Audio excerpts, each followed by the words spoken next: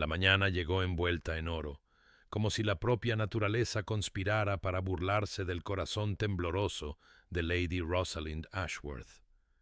A través de los altos ventanales de sus aposentos en la mansión Ashworth, la luz del sol se derramaba sobre las alfombras persas y se prendía en los jarrones de cristal rebosantes de azahares, cuyo perfume denso y dulce saturaba el aire hasta el punto de que apenas podía respirar sin saborear a boda en su lengua. Su doncella, Martha, se movía por la habitación con practicada eficiencia, disponiendo las medias de seda y los guantes con botones de perla, mientras la costurera de su madre hacía los últimos ajustes al vestido de marfil que colgaba como un fantasma contra el armario de caoba. Rosalind permanecía sentada e inmóvil frente a su tocador, observando su propio reflejo como si se tratara de una extraña, mientras le arreglaban su cabello castaño en un elaborado peinado entrelazado con perlas de semilla y rosas blancas. Se veía, pensó con distancia, exactamente como una novia debía verse: piel de porcelana, labios con el toque justo de color para sugerir salud en lugar de artificio, ojos grandes y claros. Sin embargo, bajo la compostura, bajo el cuidadoso arreglo de seda y sentimiento, su corazón latía a un ritmo errático que nada tenía que ver con la alegría. En 3 horas iba a casarse con el duque Edmund Blackwood, un hombre al que había visto exactamente 7 veces durante su cortejo, cada encuentro orquestado por sus familias con la precisión de una campaña militar. Era apuesto, ciertamente, moreno y alto, con el tipo de rasgos aristocráticos que parecían tallados en mármol por un artista que favorecía los ángulos afilados y una intensidad melancólica. Pero también era frío, su conversación educada pero distante, sus sonrisas escasas y aparentemente racionadas como provisiones de guerra. Su madre lo llamaba distinguido. Su padre lo llamaba un excelente partido. Rosalind lo llamaba, en privado, en el silencio de sus propios pensamientos, absolutamente incognoscible. Se había dicho a sí misma,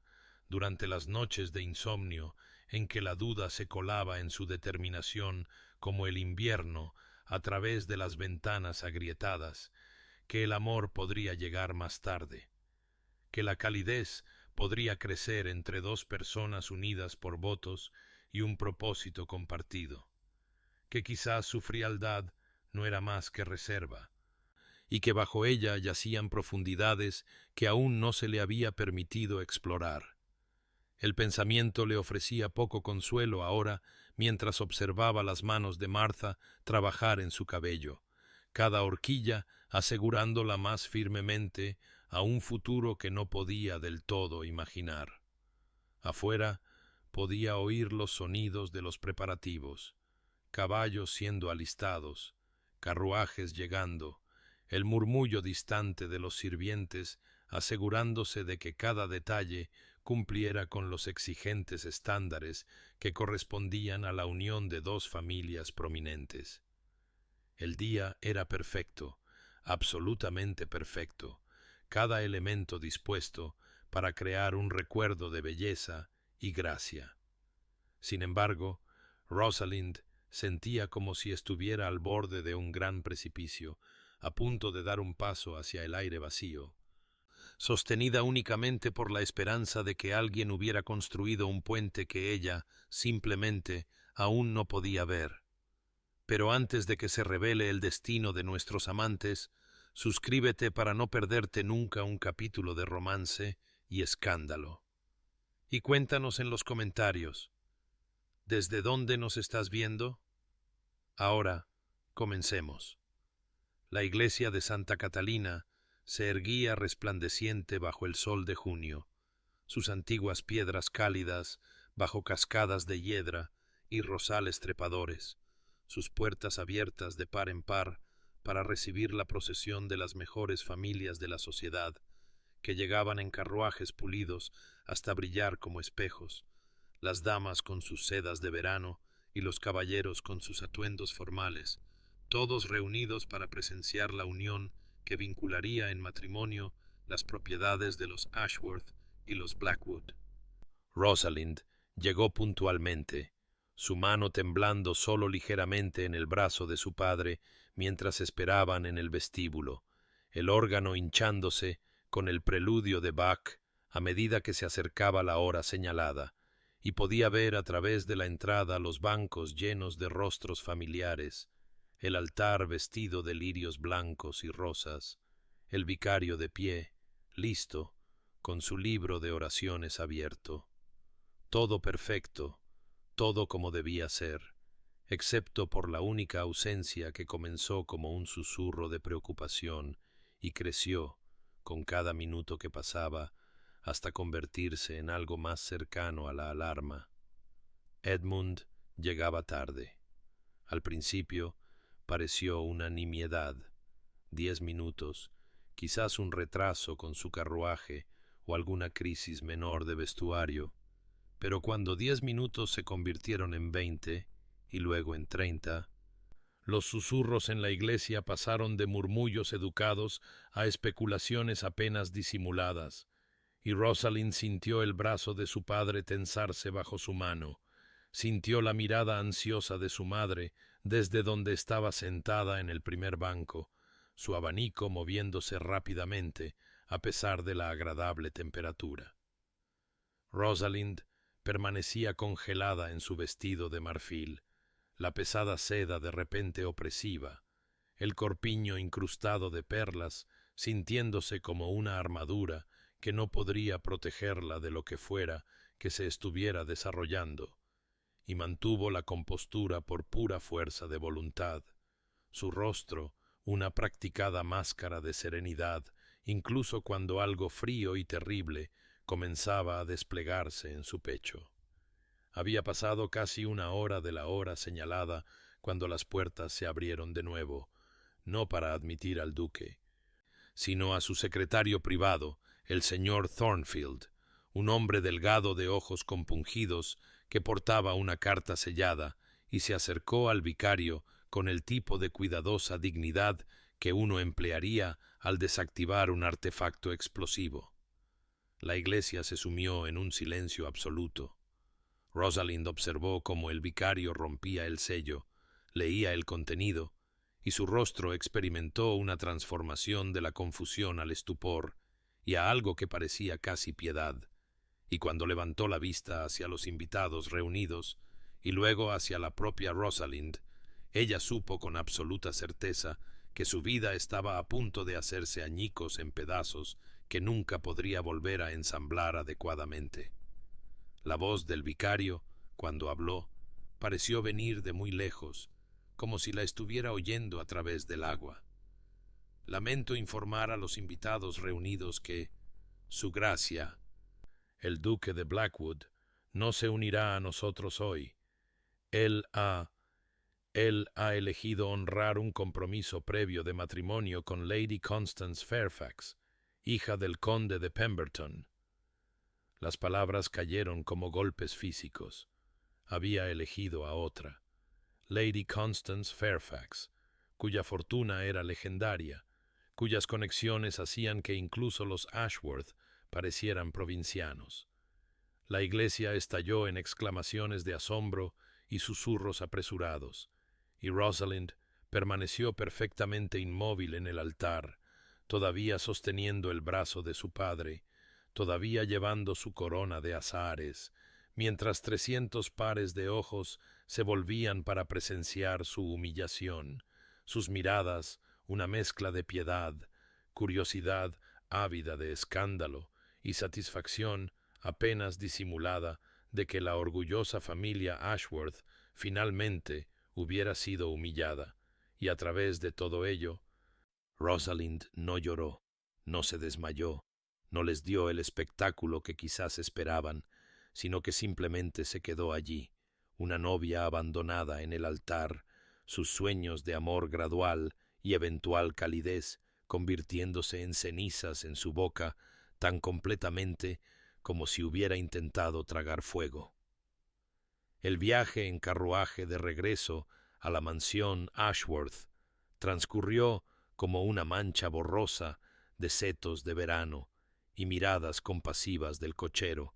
a quien se le había instruido tomar los caminos secundarios para ahorrarle a la familia una mayor exposición pública, y Rosalind se sentó en silencio junto a su madre,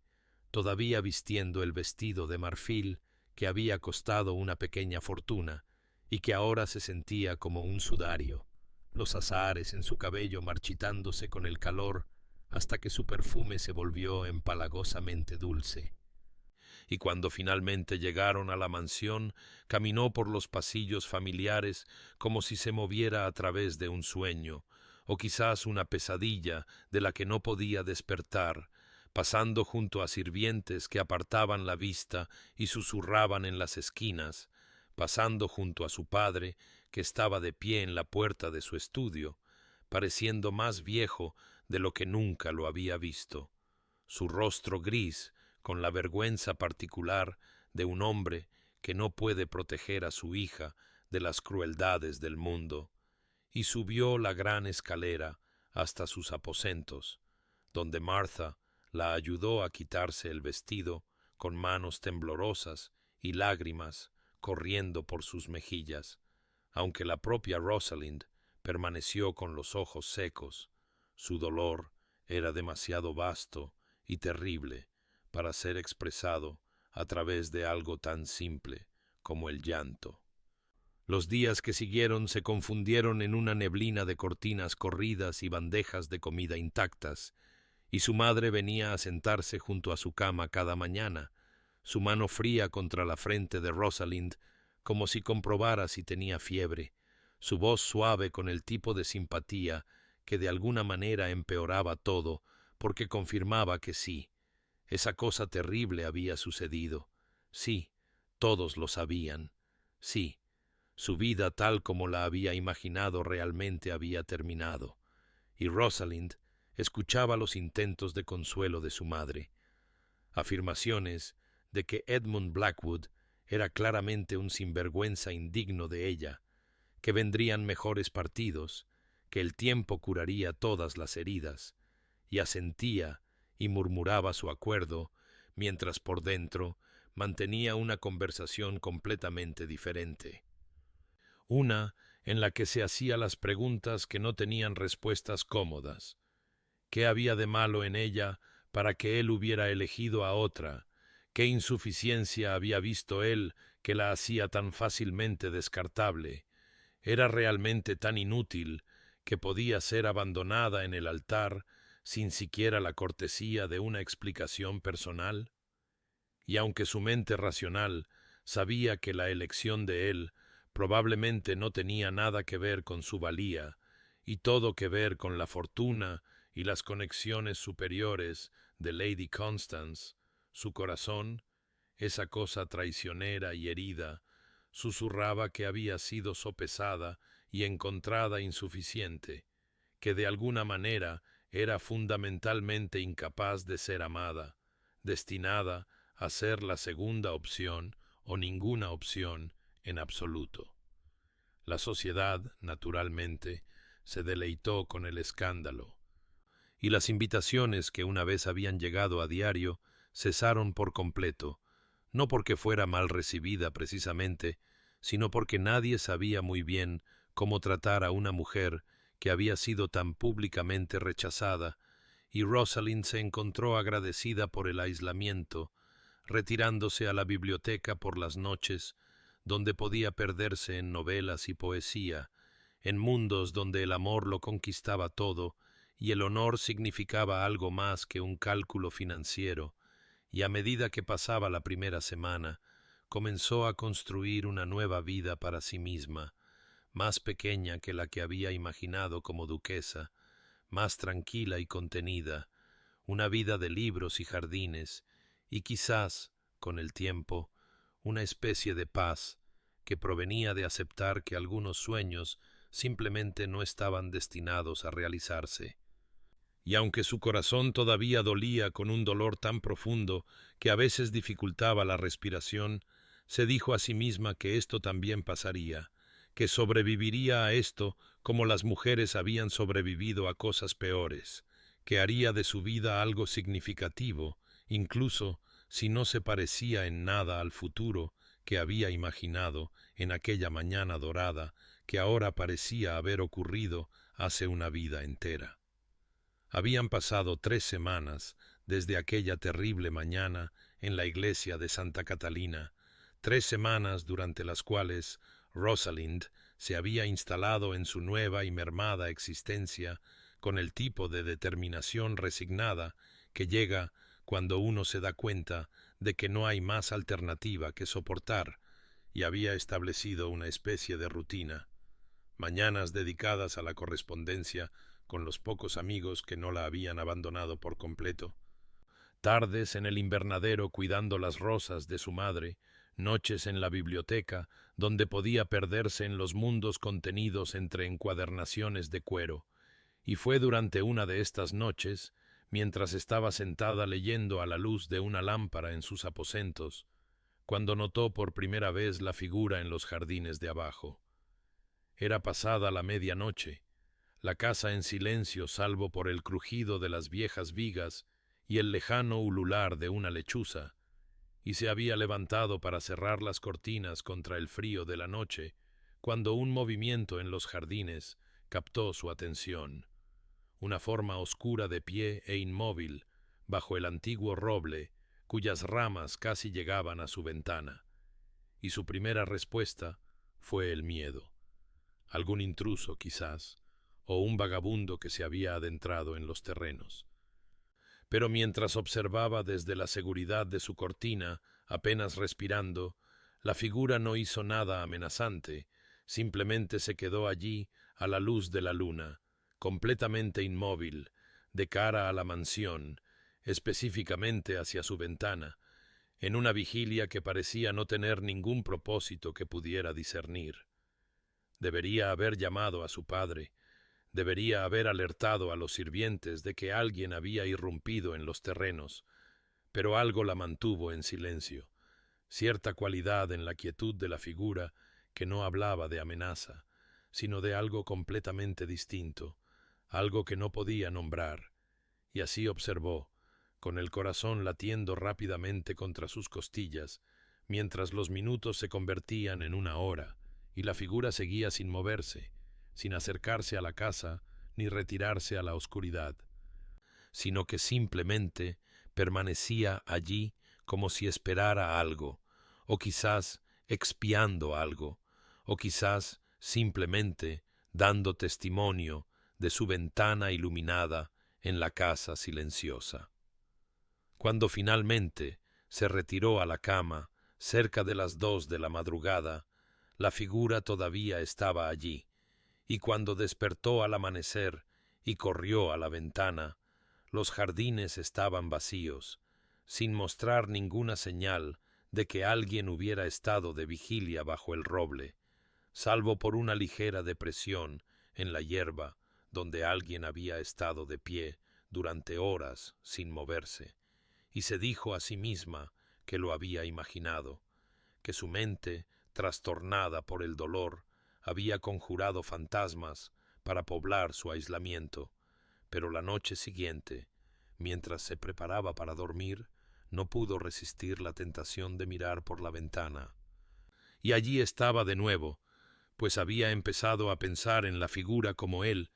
de pie precisamente en el mismo lugar, su postura de una quietud absoluta, y esta vez no observó solo por unos minutos, sino durante horas, sentada en el alféizar de su ventana, con la lámpara apagada, para que él no pudiera verla observándolo, y sintió una extraña mezcla de miedo y curiosidad, y algo más, algo que se sentía peligrosamente como esperanza, o quizás su sombra, removiéndose en su pecho a pesar de sus mejores esfuerzos por sofocarlo. En la tercera noche, Martha mencionó de pasada, mientras cepillaba el cabello de Rosalind, que el jardinero había informado haber visto a un caballero en los terrenos después del anochecer, un hombre alto con ropas finas, que no hacía ningún intento por esconderse, pero que desaparecía antes de que alguien pudiera acercarse a él. Y Rosalind sintió que su pulso se aceleraba ante esta confirmación de que no había imaginado la figura, de que alguien estaba efectivamente manteniendo esta extraña vigilia bajo su ventana por razones que no podía empezar a comprender. Y aunque mantuvo la compostura y le dijo a Martha que probablemente era solo alguien tomando un atajo a través de los terrenos, por dentro su mente se aceleraba con preguntas que no podía responder y emociones que no podía nombrar, una terrible y confusa agitación de algo que se sentía tanto como pavor y expectación, como si estuviera al borde de algún precipicio que no podía ver, pero que podía sentir en la oscuridad que se cernía delante. La séptima noche trajo una luna tan llena y brillante que convirtió los jardines en plata, transformando cada hoja y brizna de hierba en algo casi etéreo. Y Rosalind se había posicionado en la ventana más temprano de lo habitual, impulsada por una compulsión que se negaba a examinar demasiado de cerca, cuando la figura apareció en su posición habitual bajo el roble, y esta vez, ya fuera por designio, por azar o por alguna cruel merced del destino, la luz de la luna cayó directamente sobre su rostro, iluminando rasgos que había intentado desesperadamente olvidar, y el reconocimiento la golpeó con la fuerza de un golpe físico. Edmund Blackwood, duque de Pemberton, el hombre que la había abandonado en el altar, hacía vigilia bajo su ventana. El estupor dio paso casi de inmediato a la rabia, una furia tan pura y terrible que la dejó temblando, sus manos aferrando el alféizar de la ventana hasta que sus nudillos se pusieron blancos, y quiso gritar, abrir la ventana de par en par y exigir qué derecho tenía él de venir aquí, de estar en los terrenos de su familia después de lo que había hecho, de atormentar sus noches con su presencia cuando había elegido a otra mujer, se había casado con otra mujer, había construido una vida con otra mujer, mientras ella languidecía en la vergüenza y el aislamiento, y la audacia de ello, la absoluta presunción de que podía simplemente aparecer aquí, sin invitación ni explicación, de que su presencia pudiera ser algo más que una herida fresca sobre heridas que apenas comenzaban a sanar. La hizo desear bajar a los jardines, no para hablar con él, sino para golpearlo, para hacerle sentir siquiera una fracción del dolor que le había infligido. Sin embargo, incluso mientras la furia corría por sus venas como veneno, otra parte de su mente trabajaba con fría calculación, sopesando sus opciones con el tipo de pensamiento estratégico que el dolor y la humillación le habían enseñado, y se dio cuenta de que confrontarlo le daría exactamente lo que él parecía querer: su reconocimiento, su atención, su implicación emocional. ¿Y por qué debería concederle algo cuando él no le había concedido nada más que humillación pública y angustia privada? Y así tomó una decisión en ese momento, de pie en su ventana con la luz de la luna inundando su rostro y la rabia ardiendo en su pecho, que no lo confrontaría, no le hablaría, ni siquiera reconocería que lo había visto o que sabía de su presencia, porque hacerlo sería admitir que él todavía tenía poder sobre sus emociones, que todavía podía moverla a la acción, que importaba en absoluto en la pequeña y cuidadosa vida que estaba construyendo a partir de las ruinas que él había dejado. A partir de esa noche, un extraño ritual se estableció en los terrenos de la mansión Ashworth, una guerra silenciosa librada a través de la presencia y la ausencia, el reconocimiento y la negación, pues Edmund venía cada noche sin falta, llegando poco después de la medianoche y permaneciendo hasta que los primeros indicios del alba tocaban el cielo del este, de pie e inmóvil bajo el viento y la intemperie, su rostro vuelto hacia su ventana iluminada, y Rosalind, por su parte, mantenía su posición de absoluta indiferencia, sin abrir nunca la ventana para hablarle, sin enviar nunca a un sirviente para ahuyentarlo, sin indicar nunca con una palabra, un gesto o siquiera el movimiento de una cortina que sabía que él estaba allí, aunque en verdad siempre era consciente de él, podía sentir su presencia como un peso sobre su conciencia. No podía dormir bien sabiendo que él hacía vigilia en la oscuridad de abajo. Se decía a sí misma que su negativa a reconocerlo era una forma de fortaleza, una demostración de que él ya no tenía ningún derecho sobre sus pensamientos o sentimientos. Pero en las altas horas de la noche, cuando el sueño la eludía y se sentaba junto a su ventana leyendo a la luz de una lámpara, mientras él permanecía en las sombras de abajo, se preguntaba si quizás su silencio no era fortaleza en absoluto, sino cobardía, un miedo a que si le hablaba, si lo miraba directamente, si se permitía verlo de verdad en lugar del monstruo que su dolor había creado, podría descubrir sentimientos que no estaba preparada para enfrentar, y así pasaban las noches en este extraño punto muerto, ninguno de los dos cediendo, dos personas atrapadas en una danza de proximidad y distancia, presencia y ausencia, mientras el mundo seguía su curso a su alrededor, y todos los demás dormían pacíficamente en sus camas, sin ser conscientes de la silenciosa vigilia que se mantenía en los jardines de la mansión Ashworth. Los susurros comenzaron en los salones de todo Londres, llevados en los labios de sirvientes que hablaban con otros sirvientes, que hablaban con sus señoras, que hablaban en tonos cuidadosamente modulados mientras tomaban el té y jugaban a las cartas, y en un plazo de 15 días, desde que comenzó la vigilia de Edmund, la sociedad zumbaba con especulaciones sobre los peculiares hábitos nocturnos del duque de Pemberton, pues aunque aparecía en todas las funciones sociales necesarias con su nueva duquesa del brazo, Constance Fairfax, ahora Constance Blackwood, resplandeciente en joyas que atrapaban la luz de las velas y vestidos que susurraban una riqueza inconmensurable,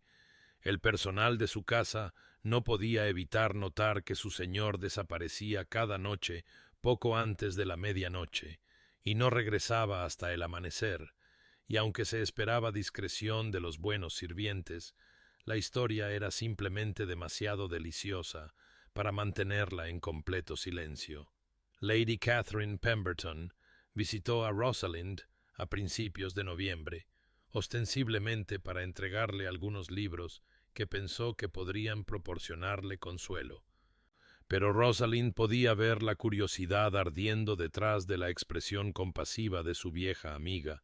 podía oír la cualidad cuidadosamente casual en la voz de Catherine cuando mencionó que el duque y la duquesa habían organizado un magnífico baile la semana anterior, que parecían bastante contentos juntos, que Constance llevaba su nuevo estatus con gracia y que Edmund desempeñaba su papel de esposo devoto con aparente convicción. Y luego, tras una pausa que pareció calculada, Catherine añadió que, no obstante, corrían los rumores más extraños sobre el paradero del duque por la noche, que si Rosalind había oído algo, viviendo tan cerca de su ruta habitual, si es que realmente viajaba a alguna parte. Y Rosalind había sonreído con una serenidad que no sentía y dijo que ahora se acostaba tan temprano que no podía comentar sobre las andanzas nocturnas de nadie, y mucho menos de un hombre que había dejado su indiferencia hacia ella abundantemente clara. Otros visitantes llegaron con misiones similares, apenas veladas como preocupación. La señora Hartwell con sus ojos penetrantes y su talento para extraer confesiones. La joven Amelia Bradshaw, que siempre había sido más honesta que diplomática, y preguntó directamente si era cierto que el duque venía a la mansión Ashworth al amparo de la oscuridad. Lord y Lady Sinclair, que hablaron vagamente de haber visto una figura que coincidía con la descripción de Edmund en el pueblo a horas intempestivas, y a cada uno Rosalind presentó la misma fachada serena, sin confirmar ni negar, sin expresar interés ni indignación, simplemente desviando la conversación con el tipo de contención digna que finalmente convenció a la mayoría de sus visitantes de que no sabía nada de las actividades del duque y le importaba aún menos, aunque por dentro ardía de humillación por ser el tema de tales especulaciones, por saber que su angustia privada se había convertido en entretenimiento público, que incluso su negativa a reconocer la vigilia de Edmund no podía impedir que la sociedad tejiera narrativas en torno a su extraña y silenciosa conexión. El aspecto más peculiar del chismorreo era el retrato que pintaba de la doble vida de Edmund. De día,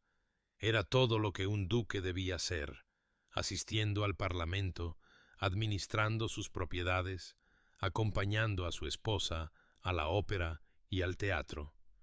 organizando cenas donde él desempeñaba el papel de anfitrión cortés y ella el de anfitriona consumada, y según todos los indicios, presentaban una imagen de armonía marital que debería haber disipado cualquier especulación sobre la prisa de su unión. Sin embargo, de noche, abandonaba esta actuación por completo para quedarse en los jardines de la mujer que había rechazado, y Rosalind no podía reconciliar estas dos versiones del mismo hombre, no podía entender cómo podía sonreírle a Constance durante el desayuno y luego pasar las horas oscuras de pie bajo la ventana de otra mujer, no podía comprender qué propósito servía esta vigilia o qué esperaba lograr a través de esta extraña penitencia. A medida que octubre daba paso a noviembre, y noviembre comenzaba su lenta marcha hacia diciembre, el patrón se mantenía inalterado, Edmund en funciones sociales con Constance, Edmund en los jardines con su silenciosa vigilia, Rosalind manteniendo su obstinada negativa a reconocerlo mientras la sociedad observaba y susurraba y esperaba que algo, cualquier cosa, se rompiera. El final del otoño llegó con ese tipo de frío que se colaba incluso bajo los chales más gruesos, transformando los jardines, antes verdes, en un paisaje de ramas desnudas y tierra tocada por la escarcha, y en una noche de noviembre particularmente brutal, en la que la lluvia caía en cortinas tan espesas que ocultaban todo a más de unos pocos metros, Rosalind estaba de pie junto a su ventana, observando la tormenta con una mezcla de satisfacción e inquietud, segura de que al menos esa noche Edmund abandonaría su vigilia, que ni siquiera su inexplicable determinación podría soportar tal clima, pero a medida que se acercaba la medianoche, vio la figura familiar materializarse a través de la lluvia como un fantasma, tomando su posición habitual bajo el roble como si la tormenta no fuera más que un leve inconveniente, y algo se movió en su pecho. No el perdón, todavía no, quizás nunca, pero una grieta en la armadura de su resolución, una fractura capilar en el muro de indiferencia que tan cuidadosamente había construido. Lo observó permanecer allí mientras la lluvia empapaba su abrigo, observó cómo nunca buscaba refugio bajo las ramas más anchas, nunca se subía el cuello contra el viento, simplemente permanecía con el rostro inclinado hacia su ventana iluminada mientras el agua corría por sus facciones. Y su quietud en medio de tal caos le pareció o una profunda devoción o una profunda locura, posiblemente ambas, y se encontró acercándose a la ventana, su mano alcanzando el pestillo antes de detenerse y retroceder, furiosa por su propia debilidad, por la parte traicionera de su corazón que quería llamarlo, exigirle que entrara antes de que se muriera de frío, comprender qué impulsaba a un hombre a permanecer en una tormenta por una mujer a la que había abandonado. Durante 2 horas lo observó soportar el diluvio,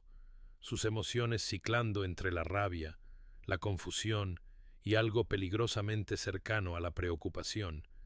y cuando finalmente no pudo soportarlo más, hizo algo que no había hecho desde la noche en que lo reconoció. Dejó de cerrar sus cortinas por completo, dejándolas abiertas quizás 15 centímetros. Un espacio tan pequeño que podría haber sido accidental, excepto que ella nunca había sido descuidada con tales detalles, y aunque se dijo a sí misma que no significaba nada, que era meramente práctico para no tener que estar tan cerca del cristal, para observar si finalmente había mostrado sensatez y se había marchado, supo, incluso mientras se excusaba, que era una mentira, que esa pequeña abertura en sus cortinas era un reconocimiento, por mínimo que fuera, una señal, por sutil que fuera, una grieta en la fachada de su indiferencia. Edmund lo notó de inmediato. Vio cómo su postura cambiaba muy ligeramente. Vio algo moverse en la línea de sus hombros, aunque no hizo ningún otro movimiento. No ofreció ningún gesto de triunfo o alivio.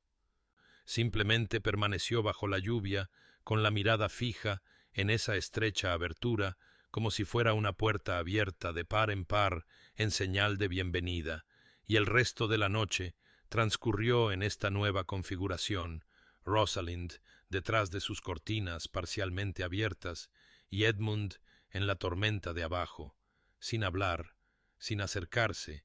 pero ambos conscientes de que algo había cambiado fundamentalmente en la guerra silenciosa entre ellos. Cuando finalmente amaneció, y Edmund se marchó como siempre lo hacía, Rosalind permaneció en su ventana mucho después de que él hubiera desaparecido en la mañana gris, su mente agitada con preguntas que no estaba lista para hacer en voz alta, entre ellas, ¿por qué le importaba si él se quedaba bajo la lluvia? ¿Por qué su sufrimiento debería importarle en absoluto cuando él le había causado un dolor tan profundo? ¿Por qué la visión de su devoción, si es que era devoción, debería crearle este terrible dolor en el pecho que se parecía notablemente al comienzo del perdón, y se odió a sí misma por la debilidad, incluso sabiendo que esa noche, y cada noche a partir de entonces, sus cortinas permanecerían abiertas esa pequeña y reveladora distancia, una concesión que no se atrevía a retractar. La necesidad de adquirir nuevo material de lectura finalmente sacó a Rosalind del santuario de la mansión Ashworth a mediados de diciembre, pues había agotado las existencias de la biblioteca y las bien intencionadas sugerencias de su madre de que podría asistir a pequeñas reuniones o recibir más visitantes solo habían fortalecido su resolución de encontrar consuelo en la literatura en lugar de en la sociedad, y así, en una tarde gris en que la amenaza de nieve pesaba en el aire, se aventuró al pueblo con la única compañía de su doncella Martha, dirigiéndose a Libros Hartwell, la modesta tienda que había abastecido los hábitos de lectura de su familia durante 2 generaciones, y acababa de entrar en el cálido interior con su familiar aroma a cuero y papel, y estaba pasando sus dedos enguantados por los lomos de los volúmenes recién llegados, cuando sintió, más que vio, otra presencia en el estrecho pasillo, y al girarse se encontró cara a cara con Edmund Blackwood a una distancia de quizás 1 metro, lo suficientemente cerca para ver que los meses se habían grabado en sus facciones con cruel precisión, pues el hombre ante ella se parecía poco al sereno duque que la había dejado en el altar. Su rostro estaba demacrado. Sombras se acumulaban bajo unos ojos que parecían haber olvidado el sueño, y había una cualidad de angustia apenas contenida en su expresión que le cortó la respiración incluso mientras la furia subía ardiente por su garganta. Permanecieron congelados en ese estrecho espacio entre estanterías, el aire entre ellos denso con todas las palabras que nunca se habían dicho, y el primer instinto de Rosalind fue darse la vuelta y huir, pero el orgullo inmovilizó sus extremidades, no le permitiría concederle ni siquiera esa pequeña victoria de expulsarla de un espacio público, y así levantó la barbilla y encontró su mirada con todo el hielo que pudo convocar, esperando a que él hablara, o se moviera, o hiciera algo para romper ese terrible momento suspendido, y cuando finalmente habló, su voz era áspera, poco practicada, como si las palabras se hubieran vuelto extrañas para él en las largas horas silenciosas de su vigilia. Lady Rosalind, dijo, y el tratamiento formal se sintió como otra pequeña herida, un recordatorio de la intimidad que podrían haber compartido, los nombres de pila que podrían haber usado si él no hubiera elegido de otra manera, y ella inclinó la cabeza en el más mínimo reconocimiento.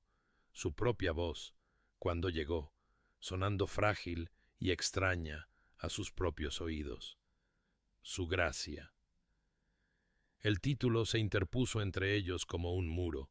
un recordatorio de toda la distancia que el rango y la elección habían creado, y vio algo estremecerse en su expresión.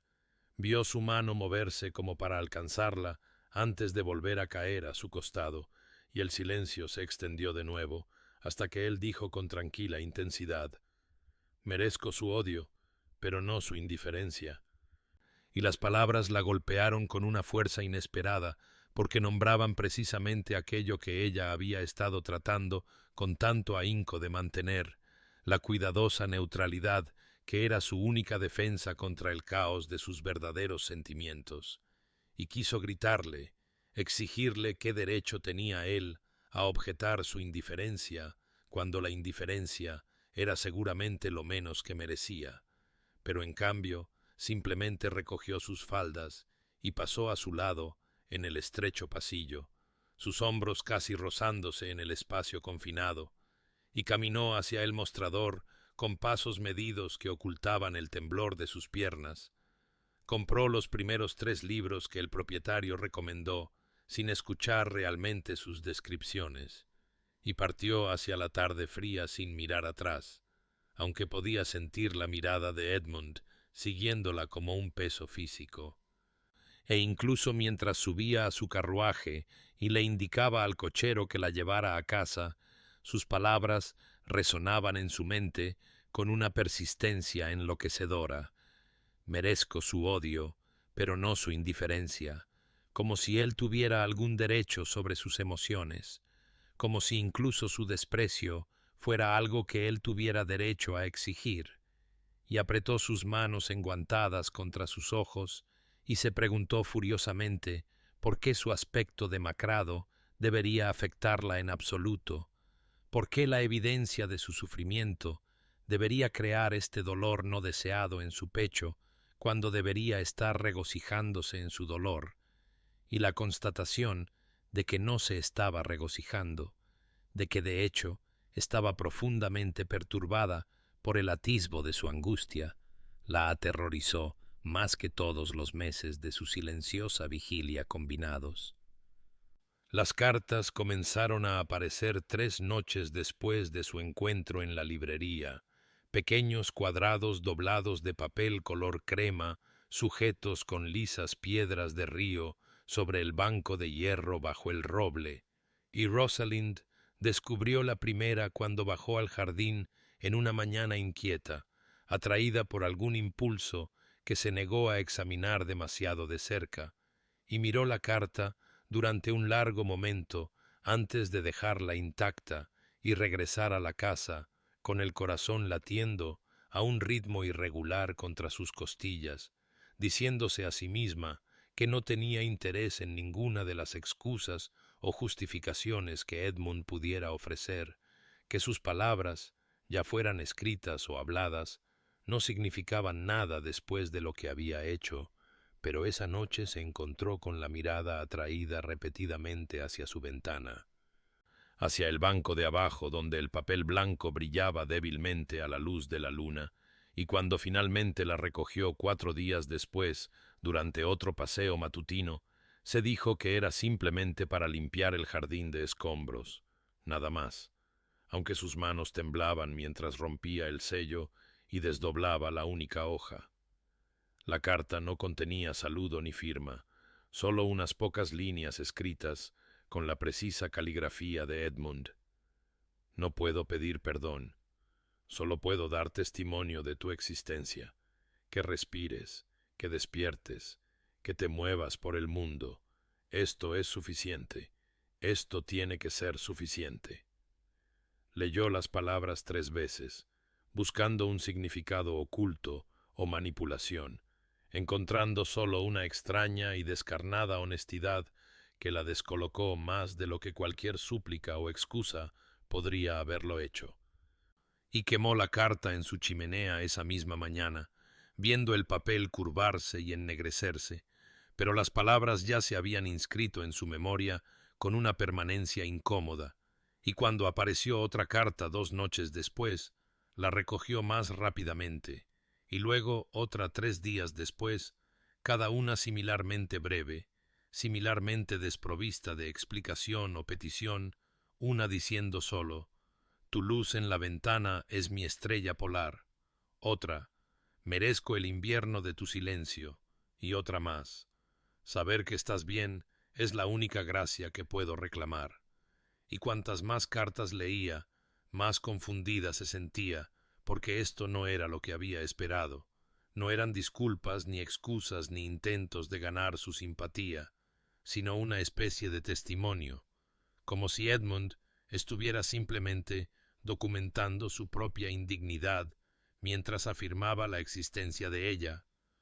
como si el acto de pararse bajo su ventana y dejar estos extraños mensajes fragmentarios fuera menos sobre buscar su perdón y más sobre alguna penitencia privada que ella no podía comprender del todo. A finales de diciembre había coleccionado 7 cartas, cada una cuidadosamente quemada después de leerla, pero cada una añadiendo a la creciente complejidad de sus sentimientos, pues estos mensajes no revelaban nada de por qué Edmund la había abandonado o qué lo impulsaba a esta vigilia nocturna, no ofrecían excusas que pudieran ablandar su ira o explicaciones que pudieran restaurar su confianza, pero en su misma contención, en su negativa a pedirle nada,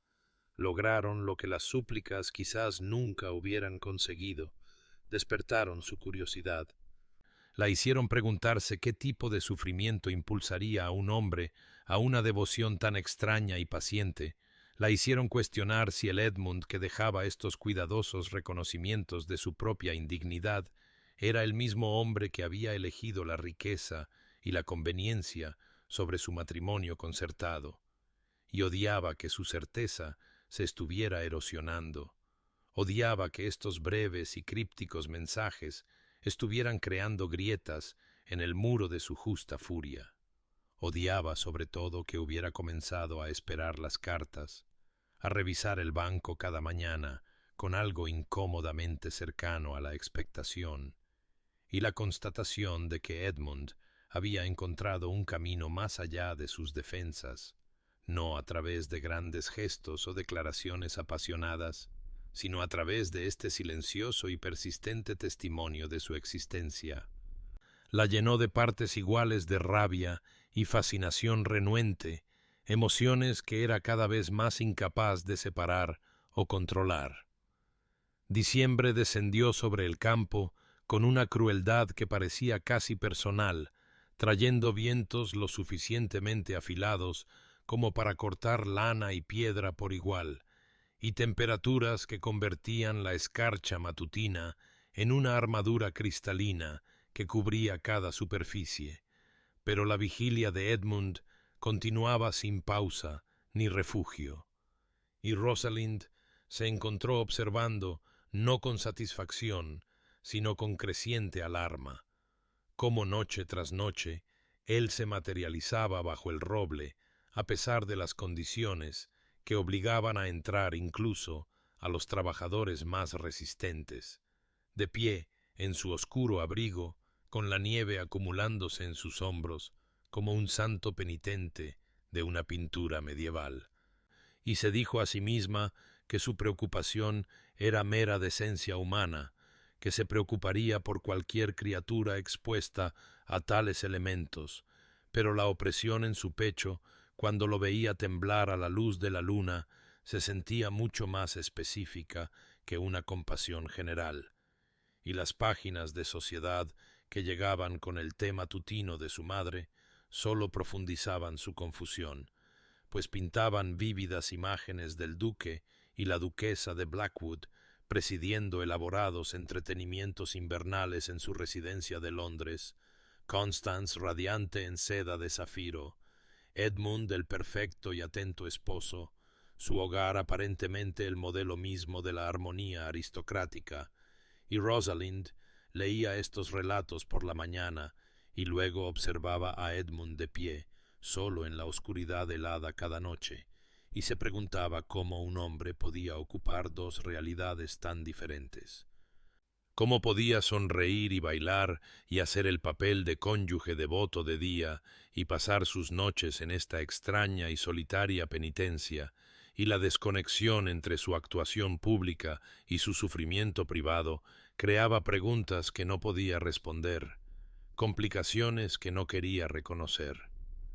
La noche del solsticio de invierno trajo temperaturas tan severas que ni siquiera las grandes chimeneas de la casa podían desterrar por completo el frío de las habitaciones,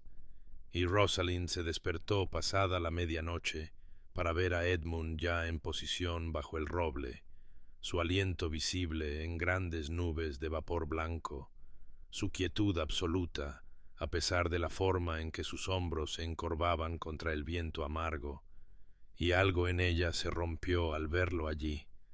alguna barrera final entre la ira y la compasión, desmoronándose como hielo golpeado con un martillo. Y antes de que pudiera reconsiderarlo, se estaba poniendo su bata más gruesa y bajando las escaleras, no para confrontarlo, sino para recoger la gruesa manta de lana de la biblioteca, la que su padre había favorecido durante su último invierno, y se deslizó por la puerta de la sala de la mañana y cruzó el suelo cubierto de escarcha hasta el banco donde Edmund siempre se paraba, su corazón martilleando con la audacia de esta pequeña amabilidad, y colocó la manta sobre la superficie de madera del banco y se retiró rápidamente a la casa sin mirar hacia el roble, sin reconocer su presencia de ninguna manera directa, manteniendo la ficción de que simplemente estaba aireando la ropa de cama en medio de una noche helada. Cuando llegó a su ventana y finalmente se permitió mirar hacia abajo, vio a Edmund de pie e inmóvil como siempre. Pero su mirada estaba fija en el banco, en la lana oscura de la manta, e incluso desde esa distancia pudo ver algo cambiar en su postura, una relajación infinitesimal del rígido control que mantenía, y después de un largo momento se movió hacia el banco y se envolvió la manta alrededor de los hombros, y la visión de él, envuelto en la vieja manta de su padre, creó un enredo tan complejo de emociones en el pecho de Rosalind que tuvo que presionar la mano contra el cristal de la ventana para estabilizarse, y comprendió con súbita claridad que esto era una conversación, que la manta era una palabra pronunciada en el silencio entre ellos, ni perdón ni absolución, sino un reconocimiento de que su sufrimiento era real y presenciado,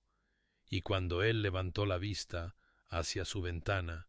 ella no se escondió, sino que dejó que la viera allí. Le hizo saber que esta pequeña merced era deliberada y consciente, y la forma en que él se llevó la mano al corazón en un reconocimiento sin palabras, la hizo darse la vuelta temblando, preguntándose qué había comenzado, qué puerta había abierto con este simple gesto de bondad humana hacia el hombre que había destruido su futuro.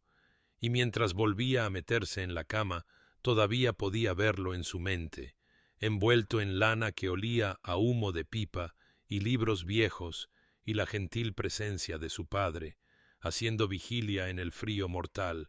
y no sabía si estaba ofreciendo consuelo o crueldad, misericordia o tortura prolongada.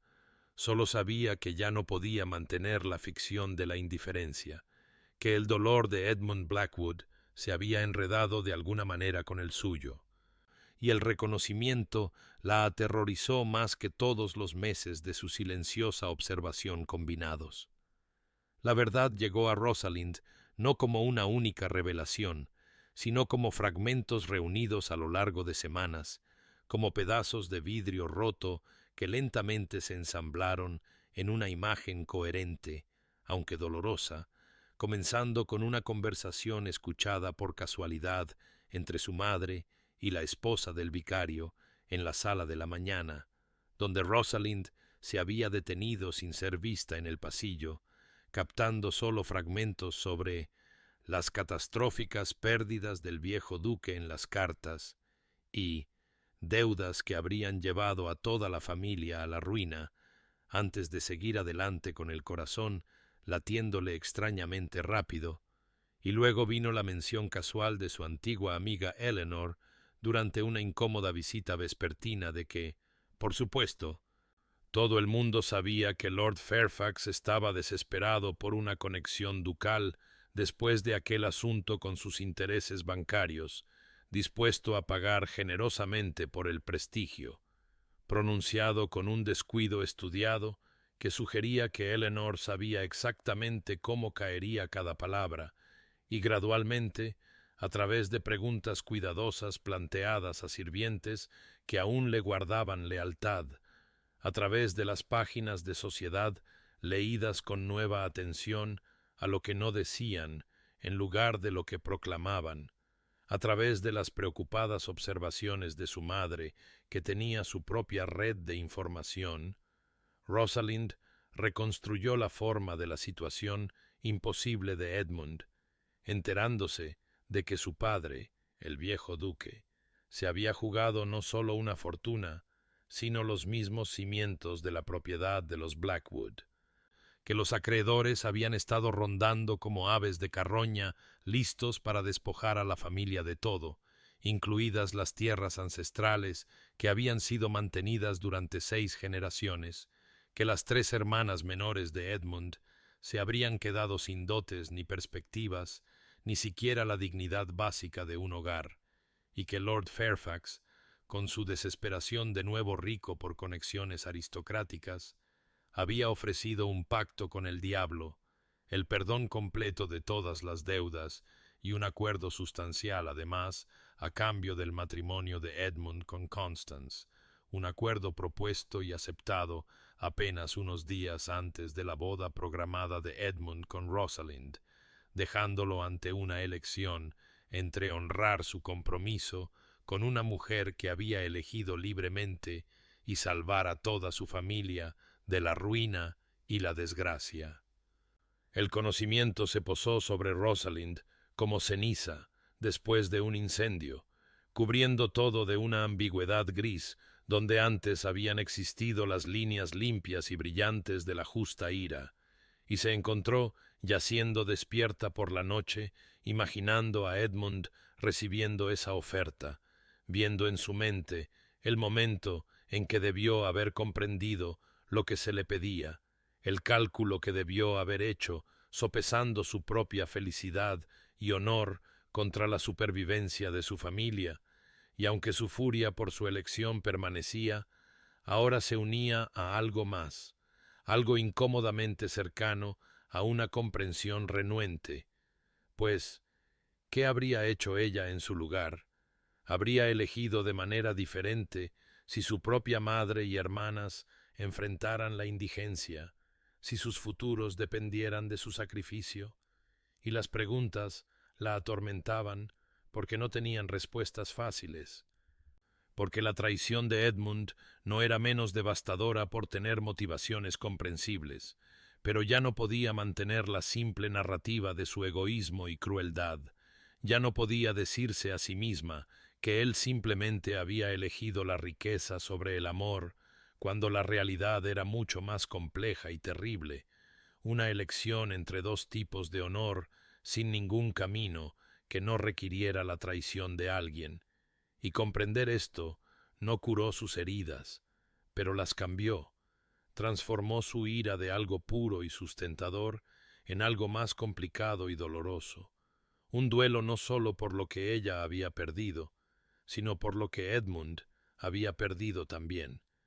pues el hombre que se paraba cada noche bajo su ventana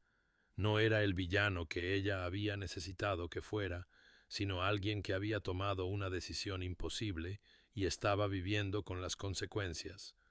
dando testimonio de su propia indignidad con una persistencia que sugería que sabía que ninguna penitencia podría ser suficiente, pero no podía evitar ofrecerla de todos modos. Y Rosalind lloró cuando esta comprensión finalmente cristalizó por completo. Lloró no con las lágrimas calientes de la indignación, sino con las lágrimas más lentas y frías del reconocimiento de que el mundo era más cruel y complicado de lo que había creído, que a veces no había buenas elecciones, solo terribles, y que Edmund Blackwood era quizás tanto una víctima de las circunstancias como ella,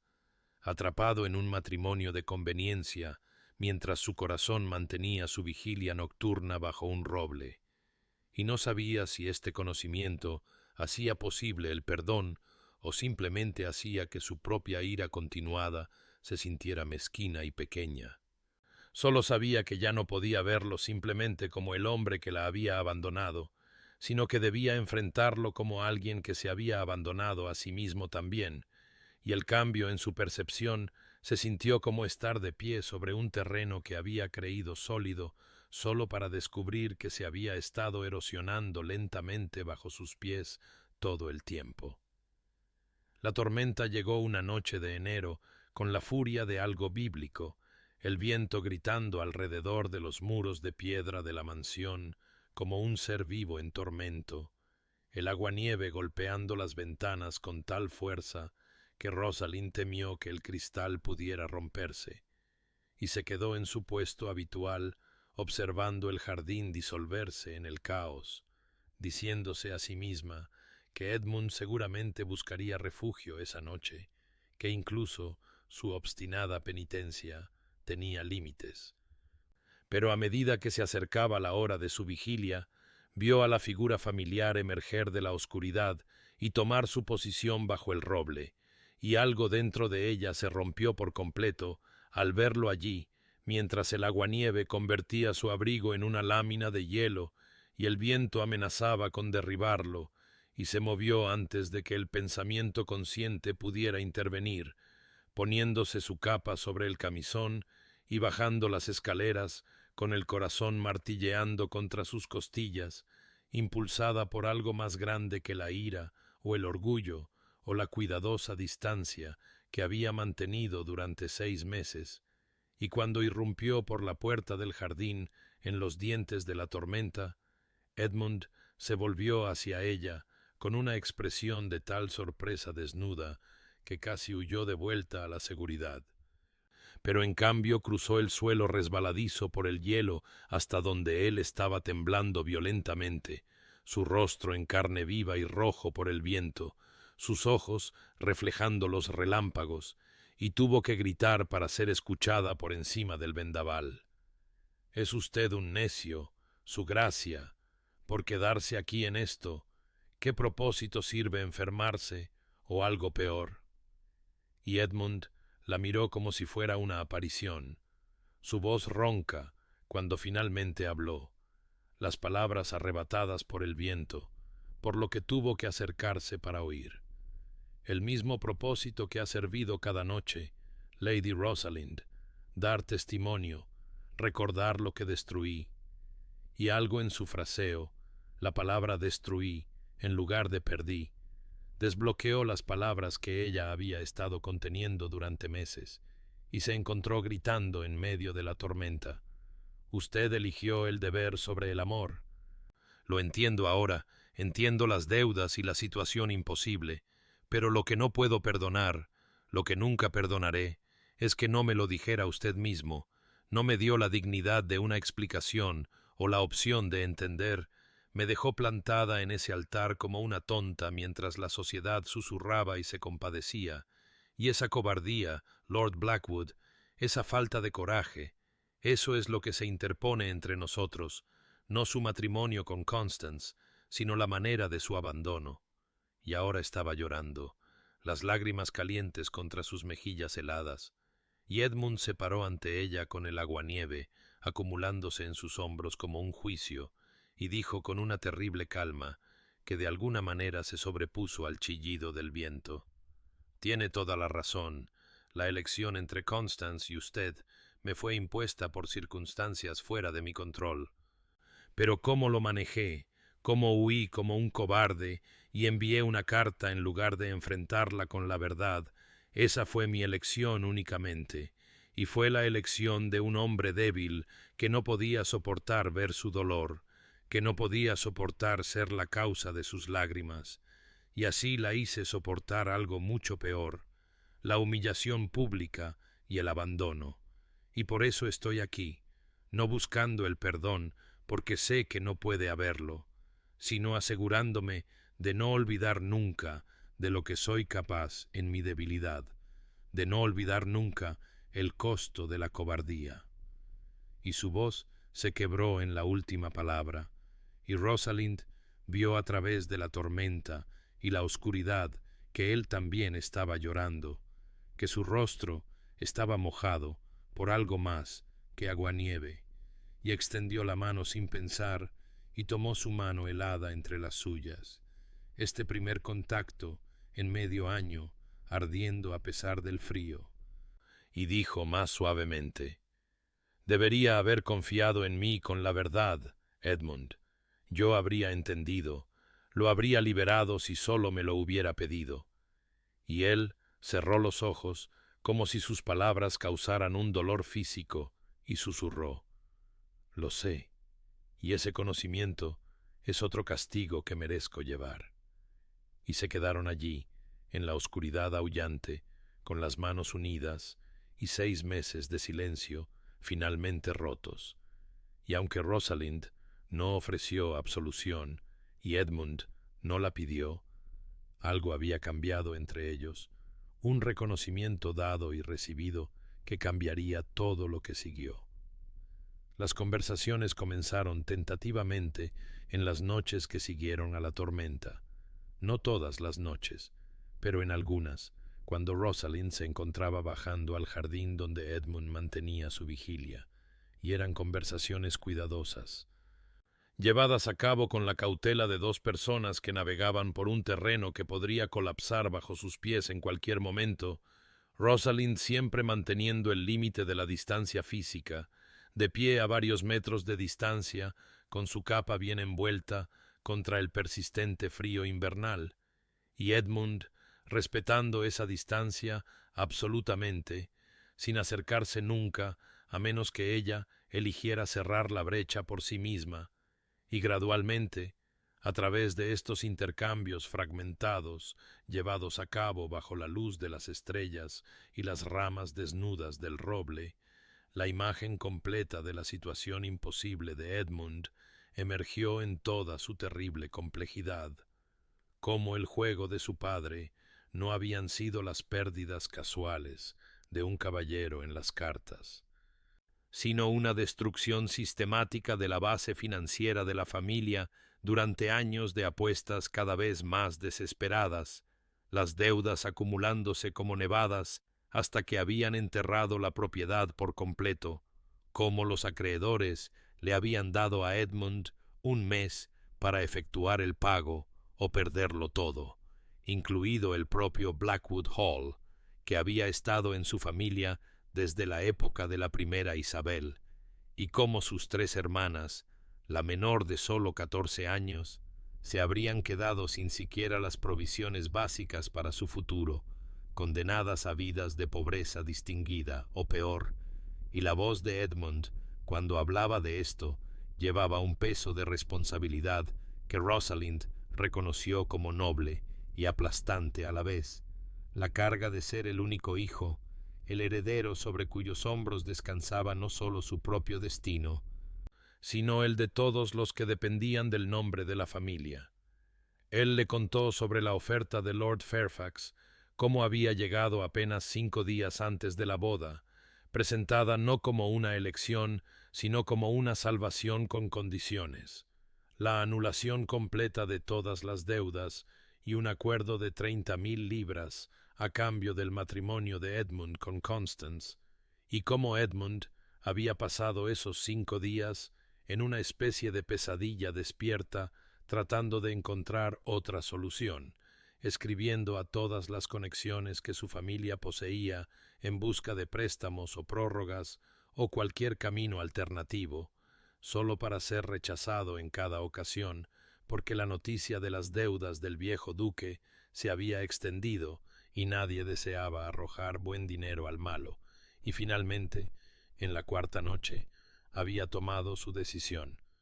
O más bien, había aceptado que no existía una elección real, que el deber para con la familia debía superar la felicidad personal, debía tener precedencia sobre la tranquila esperanza que había estado albergando de que su matrimonio con Rosalind pudiera convertirse en algo real, cálido y elegido. Constance lo entendió desde el principio, dijo Edmund, una noche, cuando la escarcha brillaba en el suelo entre ellos como diamantes esparcidos. Su padre lo arregló, como arreglaba todo en su vida, y ella lo aceptó con la resignación de alguien que nunca había esperado casarse por amor. Pero tú, Rosalind, tú eras diferente. Eras la única cosa que había elegido por mí mismo, la única decisión que había tomado desde el corazón en lugar del deber, y destruir eso, destruirnos, fue el precio de preservar todo lo demás. Y lo pagué porque soy hijo de mi padre, y sus errores se convirtieron en mi responsabilidad, pero no fingiré que el costo fue algo menos que todo lo que importaba.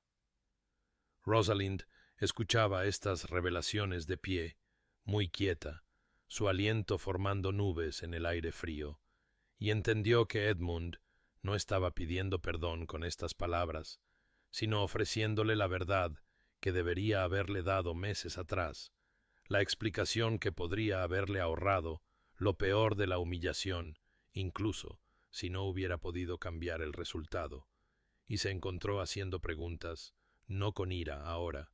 sino con un genuino deseo de comprender la forma de la trampa en la que había sido atrapado, y a través de esta comprensión algo cambió en su corazón. No el perdón exactamente, porque el perdón se sentía demasiado grande y absoluto para lo que ella podía ofrecer, sino más bien un reconocimiento de que la vigilia de Edmund era de hecho lo que él la había llamado, tanto penitencia por su cobardía en la manera de su abandono como una especie de oración, una afirmación nocturna de que aunque las circunstancias lo habían forzado a una vida, su corazón permanecía constante a otra, y esa constancia, esa obstinada negativa a aceptar la anulación de lo que podrían haber sido, era quizás el único honor que le quedaba por ofrecerle, y ella lo aceptó no con palabras, sino con su continua presencia en el jardín, estas conversaciones que reconocían la realidad de su pérdida, mientras también creaban algo nuevo y frágil en el espacio entre ellos. La primavera llegó con esa clase de belleza cruel que hacía que cada ser vivo pareciera burlarse de la confusión interna de Rosalind. Los azafranes abriéndose paso a través de la última nieve en desafiantes racimos púrpuras, y el aire portando una calidez que se sentía como una promesa después del largo invierno de su descontento, y se encontró esperando las noches en el jardín con una anticipación que la asustaba, porque significaba que Edmund Blackwood se había convertido no solo en una presencia que toleraba, sino en una que necesitaba. Estas cuidadosas conversaciones habían labrado un espacio en su vida que se sentía esencial en lugar de intrusivo, y estaba comenzando a comprender, con un horror incipiente, que en algún lugar de las noches acumuladas de honestidad y dolor presenciado había hecho lo impensable y se había enamorado de él, no del Edmund que la había abandonado en el altar, sino de este hombre atormentado que hacía vigilia bajo todo clima y hablaba de sus fracasos con una claridad inquebrantable, y estaba considerando lo que esto significaba, qué posibilidades podrían existir si las circunstancias fueran diferentes. Cuando Edmund llegó una noche de abril con una expresión que hizo que su corazón se encogiera con un duelo prematuro. «Debo hablar con usted sobre un asunto de cierta importancia», dijo sin preámbulos, su voz con una formalidad que había estado ausente en sus recientes intercambios, y Rosalind sintió que el suelo se movía bajo sus pies mientras esperaba el golpe que fuera a venir. «Constance está encinta», continuó Edmund, las palabras cayendo como piedras en agua quieta. «El anuncio se hará público dentro de una semana. Y quería que lo supiera por mí directamente en lugar de a través de los chismes de la sociedad o los periódicos». Rosalind permaneció muy quieta, procesando esta información y todas sus implicaciones, la naturaleza absoluta del deber de Edmund, ahora que había un niño de por medio, una vida inocente que lo ataría irrevocablemente a Constance y a la elección que había hecho hacía 8 meses, y se dio cuenta con sorpresa de que había estado albergando alguna pequeña y no reconocida esperanza de que las circunstancias pudieran cambiar de alguna manera, que lo imposible pudiera volverse posible. Pero un niño ponía fin a toda esa especulación con la finalidad de una puerta cerrándose en una habitación a la que nunca entraría. «Ya veo», logró decir, su voz más firme de lo que se sentía. «Entonces ofrezco mis felicitaciones a usted y a la duquesa». Edmund se estremeció ante el título, ante la formalidad que ella había empleado deliberadamente, y continuó con visible esfuerzo. «Esto significa que debo cesar estas visitas, Rosalind. Ya no es apropiado que un hombre casado mantenga tal vigilia, especialmente uno que pronto será padre. Mi deber debe ser absoluto ahora, hacia Constance y hacia el niño que no tuvo elección en las circunstancias de su creación, y no puedo en buena conciencia continuar dividiendo mi atención y mi corazón cuando hay una vida inocente que dependerá de mi presencia y mi cuidado». Él tenía razón, por supuesto. Rosalind sabía que tenía razón, incluso cuando algo dentro de ella gritaba contra la lógica de ello, y se encontró diciendo con una calma que se sentía como hielo formándose sobre aguas profundas: «Tiene razón, su gracia. Un niño lo cambia todo. Debe atender a sus responsabilidades sin distracción».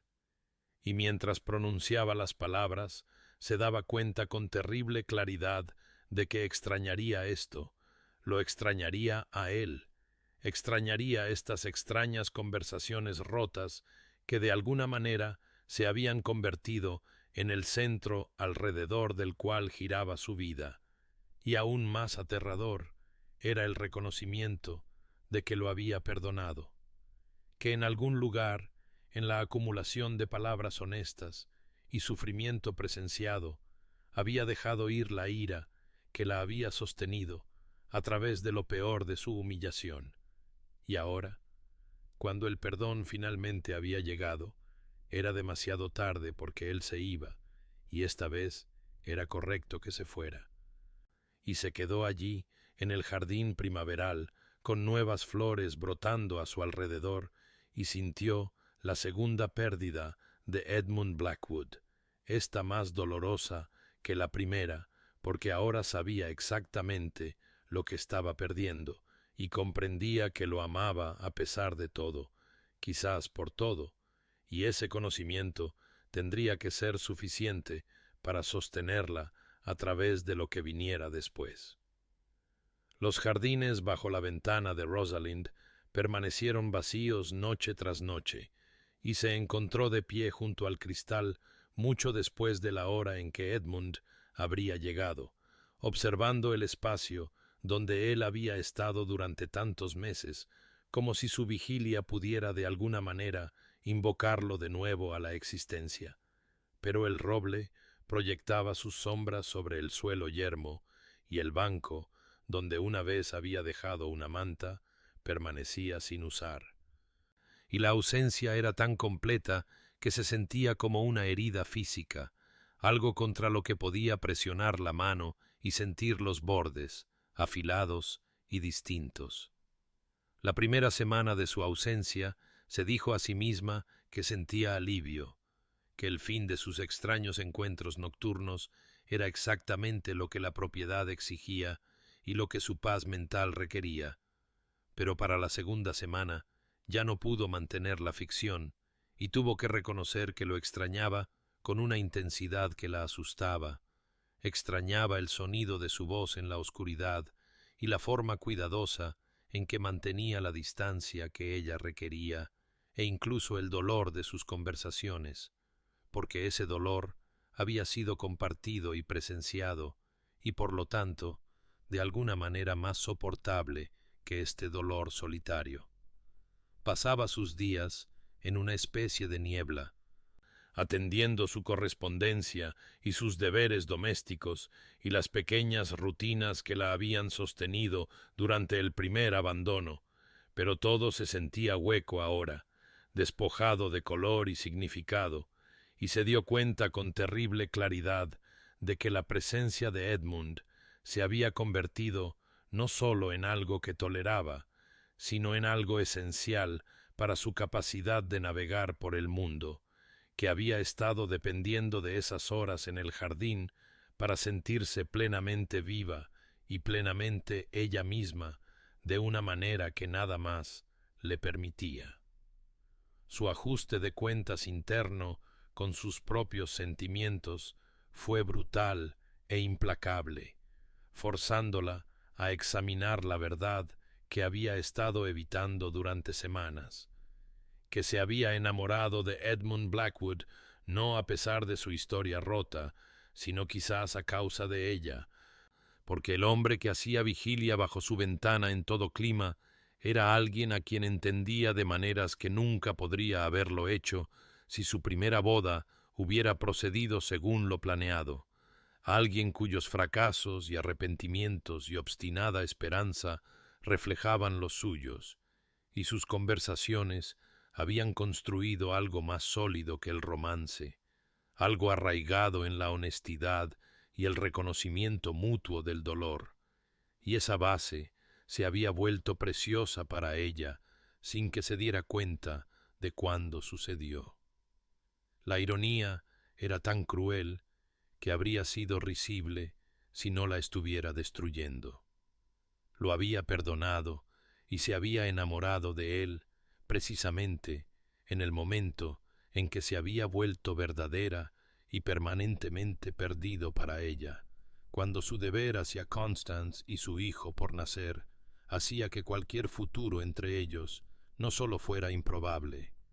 sino moralmente imposible, y Rosalind se encontró de luto no solo por la pérdida de la presencia de Edmund, sino por la pérdida de posibilidades que apenas comenzaba a reconocer que existían, el futuro que podrían haber construido si las circunstancias hubieran sido diferentes, si el tiempo hubiera sido más amable, si el mundo no hubiera exigido tanto de ambos. Este duelo era diferente de la humillación de la boda abandonada, más profundo y personal, porque ahora sabía exactamente lo que estaba perdiendo,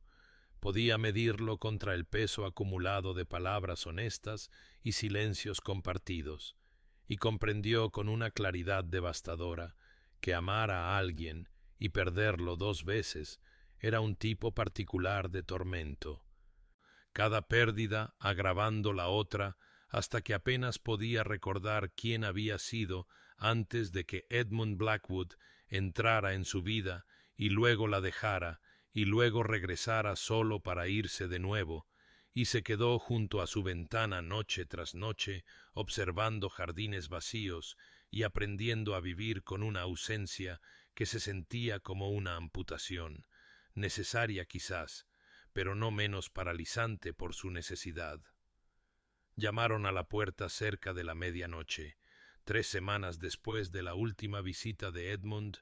con una urgencia suficiente para despertar a Rosalind del semisueño que era todo lo que lograba en esos días, y cuando su doncella apareció en la puerta de la habitación con los ojos muy abiertos y asustados, diciendo que había una dama abajo que insistía en verla de inmediato, el primer pensamiento de Rosalind fue que algo le había sucedido a Edmund, algún accidente o enfermedad, y bajó las escaleras en su bata, con el corazón martilleando contra sus costillas, solo para encontrar a Constance Blackwood en su salón, muy embarazada y envuelta en una capa oscura, su rostro pálido pero decidido a la luz de las velas. «Lady Rosalind», dijo Constance sin preámbulos, «perdone la intrusión a tal hora, pero lo que tengo que decirle no puede esperar a las formalidades matutinas, y sospecho que no me recibiría si la visitara a una hora decente en cualquier caso».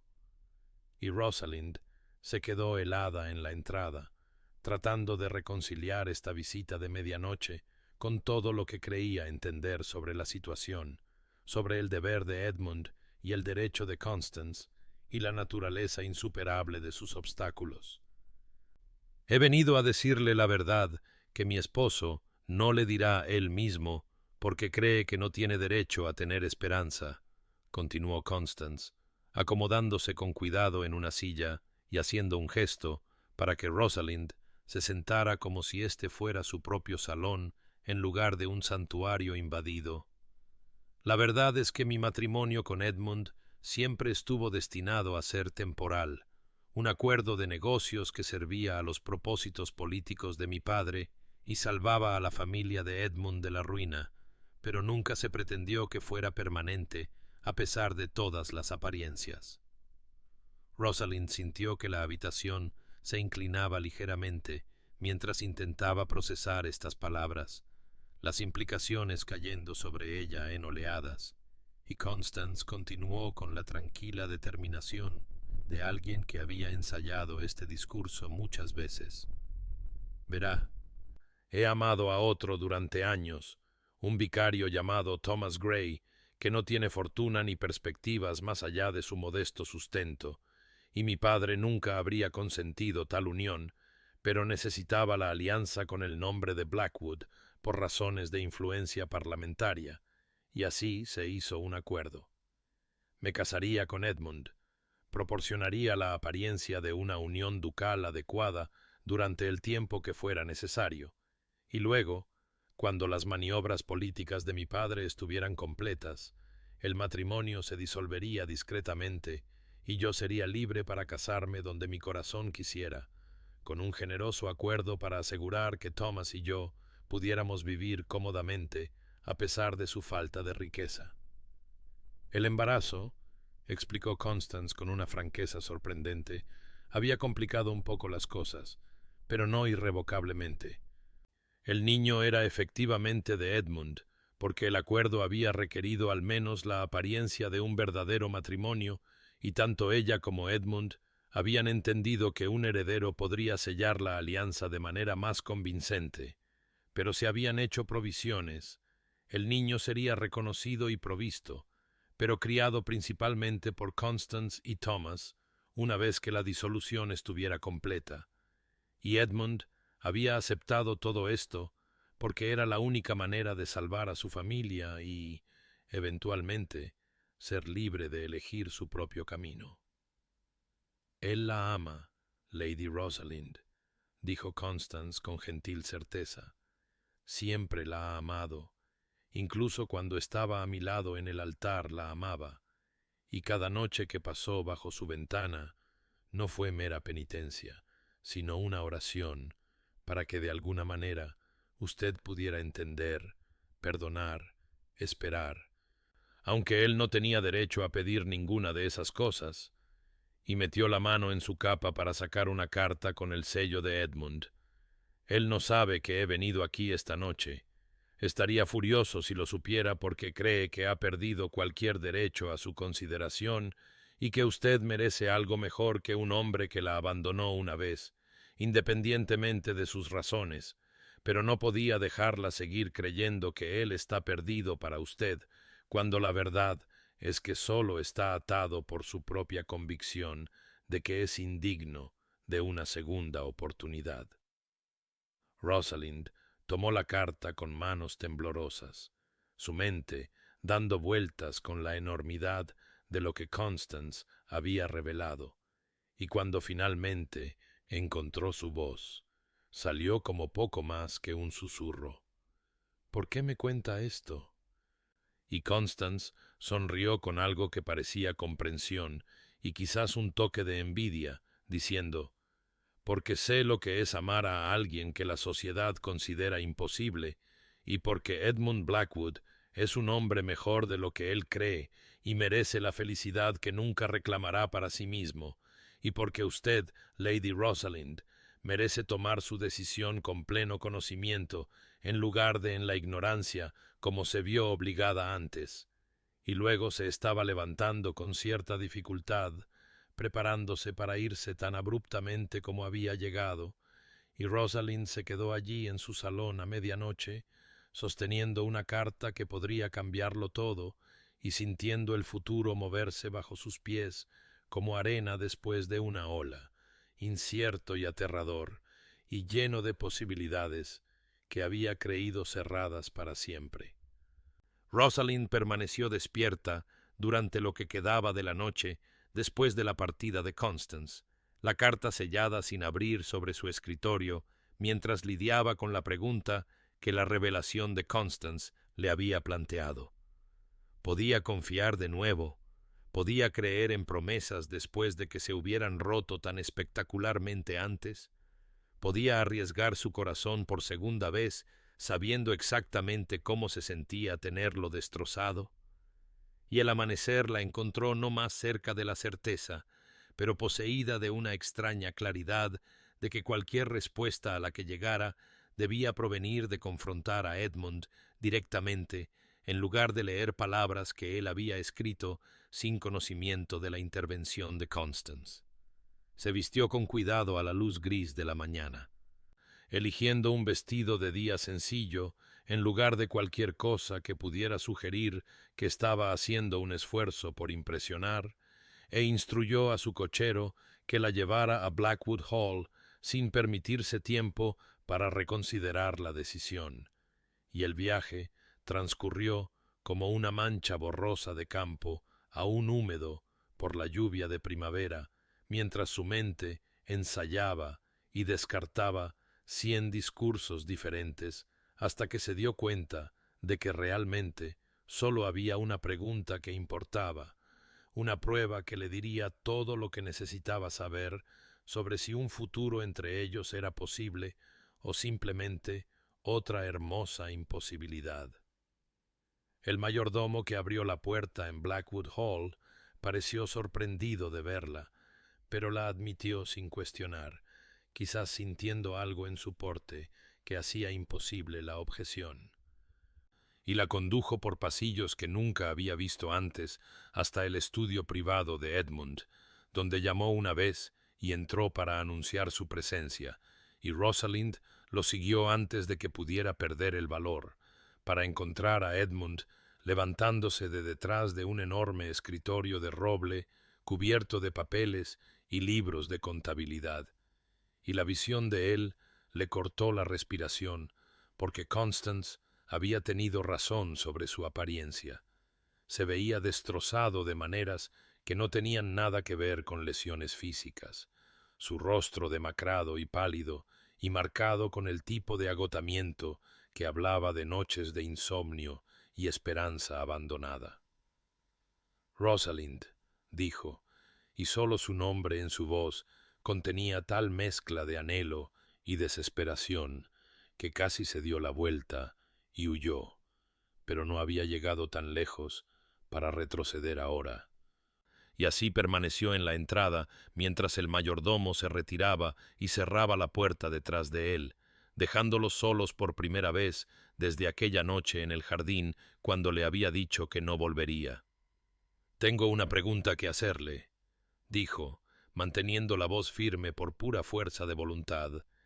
«y requiero una respuesta honesta, independientemente de lo que crea que deseo oír o lo que la propiedad pueda exigir». Y Edmund asintió lentamente, sus manos aferrando el borde de su escritorio como si necesitara su solidez para mantenerse erguido, y respiró hondo y formuló la pregunta que lo determinaría todo. «Si fueras libre, si todos los obstáculos fueran eliminados y pudieras elegir sin consecuencias ni deberes que te constriñeran, ¿aún me querrías a mí? Después de todo lo que ha pasado entre nosotros, después del dolor y la ira y los meses de silencio, después de que me has visto en mi peor momento y yo he visto tus fracasos al descubierto, ¿aún me elegirías a mí?» El silencio que siguió a su pregunta pareció extenderse por una eternidad mientras Edmund la miraba con una expresión que no pudo leer, y luego se movió alrededor del escritorio con pasos cuidadosos y deliberados hasta que se paró ante ella, lo suficientemente cerca como para que pudiera ver las sombras bajo sus ojos y el temblor en sus manos, y dijo con una certeza silenciosa y devastadora: «Cada noche que pasé bajo tu ventana fue mi respuesta a esa pregunta. Cada carta que dejé, sabiendo que quizás nunca la leerías. Cada momento que permanecí, cuando cualquier hombre sensato habría aceptado tu rechazo y seguido adelante. Todo eso fue mi respuesta. Porque quererte nunca ha sido la pregunta, Rosalind. Quererte es la única verdad constante en una vida que me ha exigido comprometer todos los demás principios que creía poseer. Y si fuera libre hoy, te rogaría que te casaras conmigo, y si te negaras, te lo rogaría de nuevo mañana, y seguiría rogando hasta que creyeras que mi constancia no es una actuación ni una penitencia, sino el simple reconocimiento de que eres el único futuro que puedo imaginar que no se siente como una muerte lenta». Y Rosalind sintió las lágrimas deslizarse por sus mejillas, porque escuchó en sus palabras el eco de su propia esperanza desesperada, la posibilidad de que el amor construido sobre ruinas pudiera ser más fuerte que el amor que nunca enfrentó pruebas, y extendió la mano para tomar la suya, y dijo simplemente: «Entonces, empecemos de nuevo». Cortejaron adecuadamente esta vez, no con el acuerdo apresurado que había caracterizado su primer compromiso, sino con la cuidadosa deliberación de dos personas que habían aprendido que el amor requería más que atracción o deber, y Edmund visitaba la mansión Ashworth 3 veces por semana a horas respetables, con la madre de Rosalind presente como chaperona, y paseaban por los jardines donde él una vez había mantenido su vigilia, y hablaban de todo lo que nunca antes habían discutido: sus infancias y sus miedos, sus decepciones y sus sueños, los pequeños detalles que componían la textura de sus vidas internas en lugar de las superficies pulidas que presentaban a la sociedad. El escándalo que estalló cuando el matrimonio de Constance se disolvió discretamente sacudió a la alta sociedad,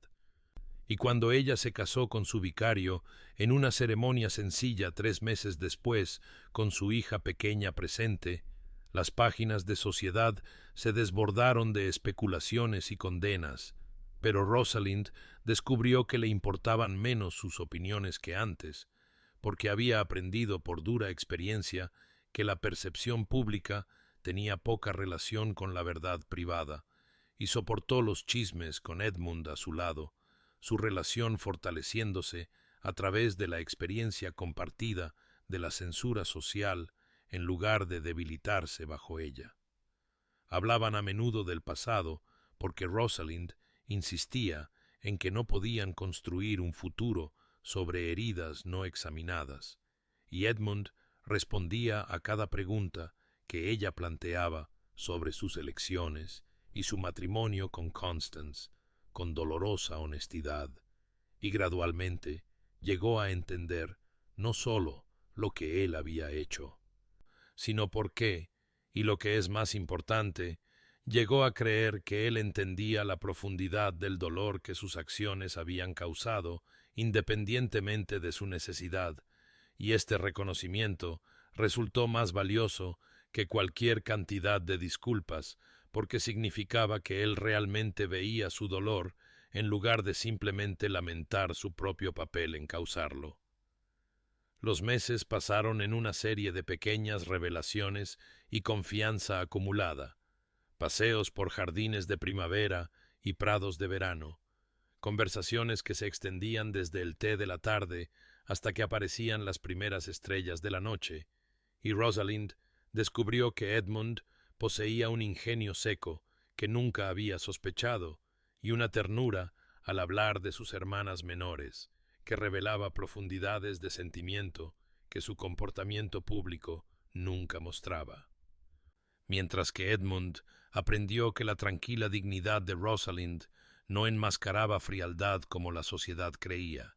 sino un feroz instinto protector que guardaba un corazón profundamente sensible, y descubrieron que compartían el amor por la poesía y un escepticismo sobre los valores de la sociedad de moda, y un deseo de una vida construida sobre la sustancia en lugar de la apariencia.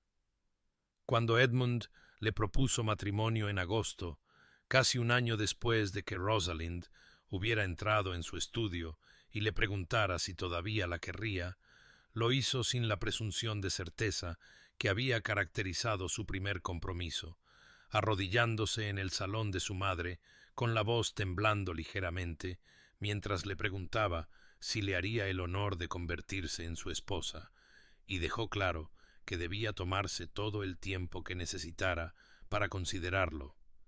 que esperaría todo lo necesario por su respuesta, que su constancia no dependía de su aceptación inmediata, y Rosalind descubrió que esta incertidumbre, esta pregunta genuina en lugar de un arreglo asumido, era en sí misma un tipo de propuesta en la que podía confiar porque reconocía su albedrío y su derecho a elegir o rechazar sin consecuencias para su afecto.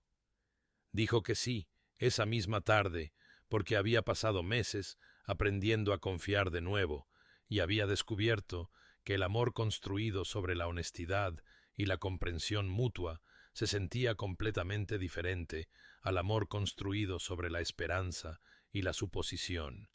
Y cuando Edmund deslizó el anillo de su abuela en su dedo, no el ostentoso diamante que le había ofrecido antes, sino una simple banda de oro con pequeños zafiros,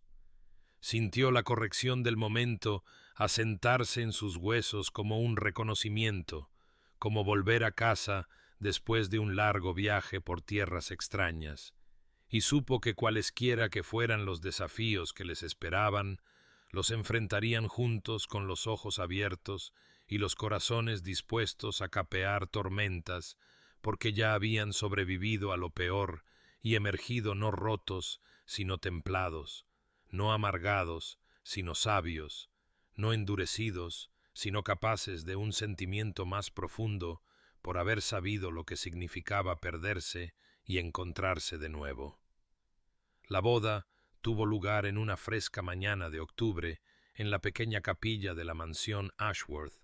la misma capilla donde Rosalind había sido bautizada de niña y donde se había celebrado el funeral de su padre.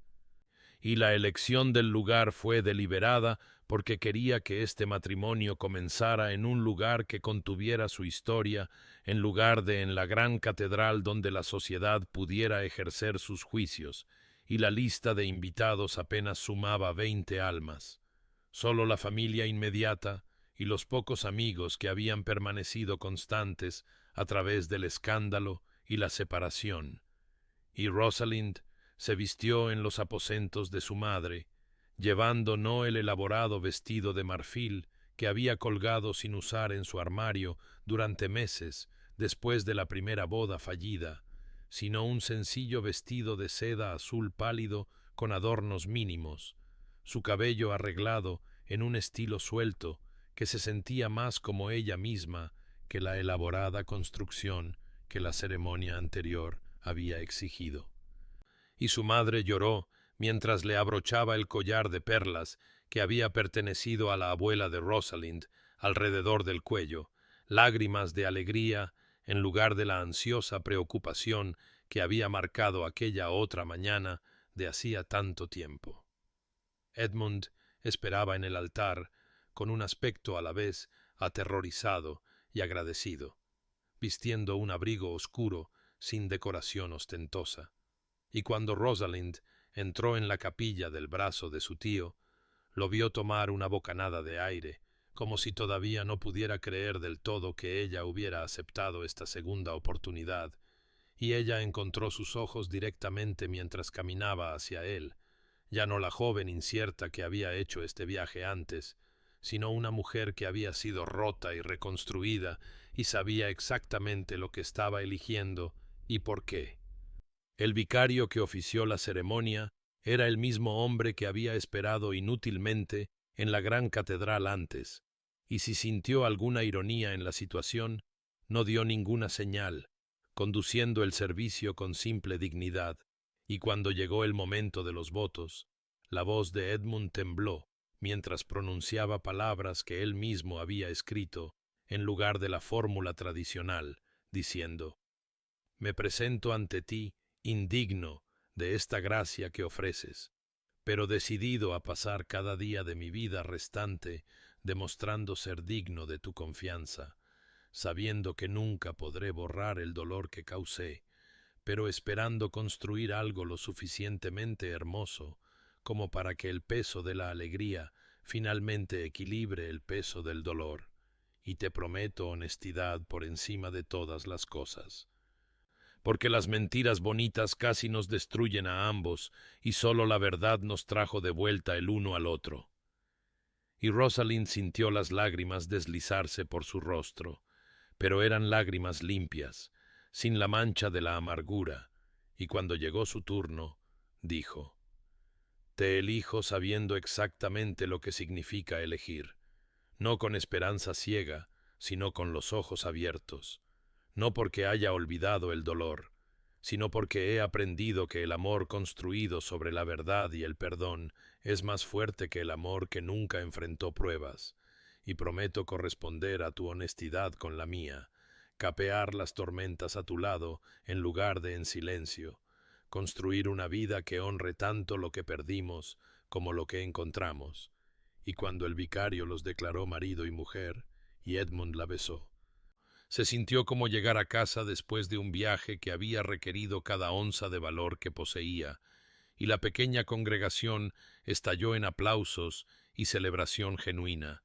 Y después hubo un sencillo desayuno en el comedor de la mansión Ashworth, con risas y brindis, y ninguna de la alegría forzada que caracterizaba las grandes bodas de sociedad, solo alegría honesta por una unión que había sido ganada en lugar de arreglada. Y mientras la luz de la tarde se inclinaba a través de las ventanas, Rosalind tomó la mano de Edmund y lo condujo al jardín donde una vez había mantenido su solitaria vigilia, y se pararon juntos bajo su ventana, y él dijo en voz baja: «Nunca imaginé, cuando estaba aquí en la oscuridad, que esto me llevaría a esto». Y ella respondió: «Yo tampoco, pero quizás esa es la naturaleza de la gracia, que llega en formas que no podemos predecir y nos pide que creamos en posibilidades que creíamos muertas. Y permanecieron allí a la luz dorada del otoño, dos personas que habían aprendido que el camino más recto no siempre es el que conduce al destino más verdadero,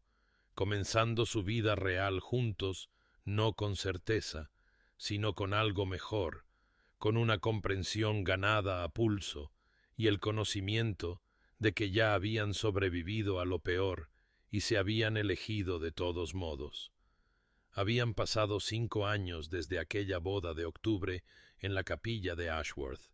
y Blackwood Hall se había transformado de la fría y formal residencia que había sido bajo el padre de Edmund en algo más cálido y vivo, lleno de risas de niños y el cómodo caos de un hogar construido sobre el amor en lugar del deber. Y en esta particular tarde de otoño, Rosalind estaba de pie en la ventana del salón observando a Edmund en el jardín con sus 3 hijos, su hija mayor Catherine, de casi 4 años, corriendo adelante, mientras Edmund llevaba a sus hijos gemelos que acababan de celebrar su primer cumpleaños, y sintió el familiar calor florecer en su pecho al verlos juntos, ante la paciente atención de Edmund, mientras Catherine le mostraba algo que había encontrado entre las rosas, ante la forma en que acomodaba a los bebés en sus brazos para poder examinar adecuadamente cualquier tesoro que ella le ofreciera, y le sorprendió, como a menudo lo hacía, que esta felicidad doméstica ordinaria hubiera parecido imposible durante aquellos oscuros meses de separación y dolor. Que el hombre que ahora se dedicaba a fiestas de té con animales de peluche y cuentos para dormir hubiera estado una vez solo bajo su ventana noche tras noche en silenciosa penitencia, y se preguntó si él pensaba alguna vez en esas noches, si recordaba el frío y la lluvia y la esperanza desesperada que lo había llevado allí,